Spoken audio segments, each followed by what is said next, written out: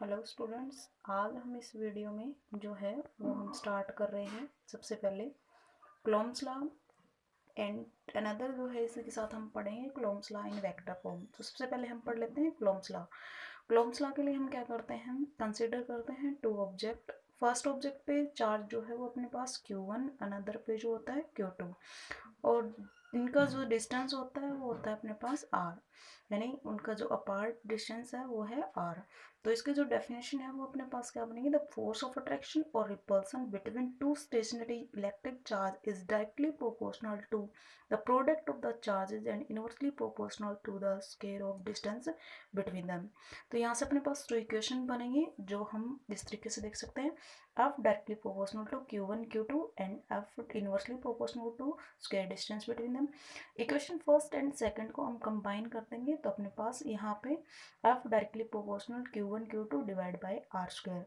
यहाँ से हम प्रोपोर्शन का साइन हटाते हैं तो कोई ना कोई कांस्टेंट k लगाते हैं। जो हमारे लिए k जो है वो है अपने पास फोर्स कांस्टेंट, और जो k की वैल्यू होती है वो है अपने पास 1/4 pi epsilon not, and mathematically इसकी जो वैल्यू होती है वो होती है 9 × 10 की पावर 9 न्यूटन मीटर स्क्वायर पर कूलम्ब स्क्वायर।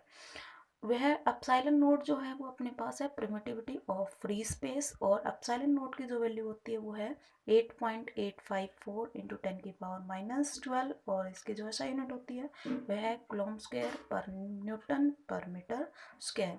वह अपने पास कई बार हमें ये भी पूछा जाता है रिलेटिव परमिटिविटी इसी के साथ। तो रिलेटिव परमिटिविटी जो होती है वो एप्सिलॉन आर से रिप्रेजेंट किया जाता है, और इसकी डेफिनेशन बनती है वो permittivity in medium and permittivity in free space का जो रेशियो होता है उसी को हम रिलेटिव परमिटिविटी कहते हैं। मोस्टली हमें क्वेश्चन पूछा आता है define of one coulomb. One coulomb को डिफाइन करना, तो अपने पास वन कूलम्ब क्या बनता है, वहन Q1 and Q2 is equal to 1 coulomb and distance जो होगा अपने पास 1 मीटर।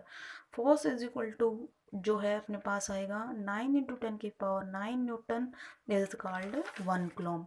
इसको हम अगर डेफिनेशन फॉर्म में ड्राइव करेंगे तो हम इसको इसी तरीके से ड्राइव कर सकते हैं। 1 coulomb is the charge that when placed at a distance of 1 metre from another charge of the same magnitude in vacuum experience an electric force of repulsion magnitude is 9 × 10 की power 9 Newton.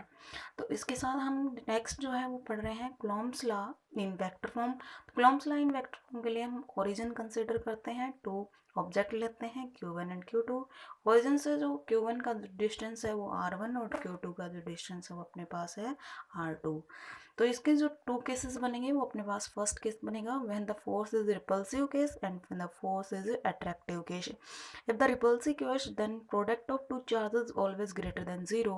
If the attractive case then product of two charges less than 0।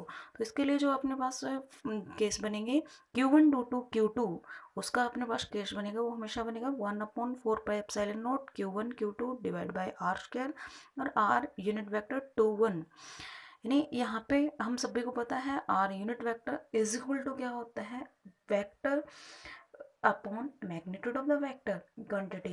यानी जो अपने पास actual quantity और उस quantity का जो magnitude है उसका जो रेशियो होता है वो अपने पास यूनिट वेक्टर के इक्वल टू होता है।